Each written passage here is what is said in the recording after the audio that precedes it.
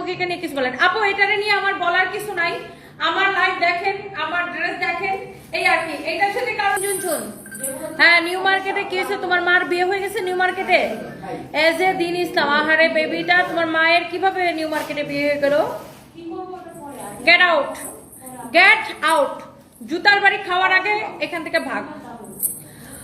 হাসিনা আপু লিখেছেন মাশাআল্লাহ অনেক সুন্দর লাগছে আপু, আপনার সাথে দেখা করার খুব ইচ্ছা, কিভাবে আপনার সাথে দেখা করতে পারবো প্লিজ রিপ্লাই দেন। আপু আমাদের শোরুমে চলে আসবেন, যেদিন আমি যেই শোরুমে যাই, যেমন আমি এখন এইখান থেকে লাইভ করেই চলে যাব আমাদের মেইন ব্রাঞ্চ পুলিশ প্লাজার শোরুমে, এন্ড পুলিশ প্লাজার শোরুমে দেখা হয়ে যাবে সবার সাথে। And thank you so much, ভালো মানায়। আচ্ছা আপু, আমি কি ছোটখাটো ড্রেস পরলাম সেটা দিয়ে মানুষের কি, আমি সমালোচনার একদম বিরাঙ্গুল দেখাই, লাথি মারি সমালোচনাকে।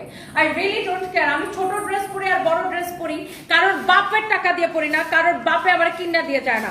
তো আমি যেটাই পরি সেটা আমার নিজের টাকা দিয়ে পরি। তো আমি ছোট ড্রেস পরলাম আর বড় ড্রেস পরলাম, ইট ডাজন্ট ম্যাটার। আমি নিজের টাকা দিয়ে কিনে পরি এবং আমি ক্যারি করতে পারি। ওকে ডিয়ার আপু, তো আপনার যদি আমাকে বড় ড্রেস পরা দেখতে ভালো লাগে, যেদিন বড় ড্রেস পরি ওইদিন লাইভ দেখেন, যেদিন ছোট ড্রেস পরি সেদিন লাইভ দেখেন না। যারা ছোট ড্রেস পরা দেখতে পছন্দ করে, ছোট ড্রেস পরা লাইভ তারা দেখবে, রাইট? সো আমার যেটা পড়তে মন চাই আমি সেটাই পরবো, তাতে কার বাপের কি?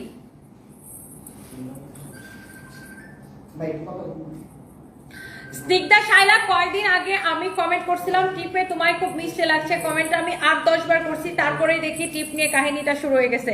স্নিগ্ধা শাইলা, তাই না? Thank you so much. এইটা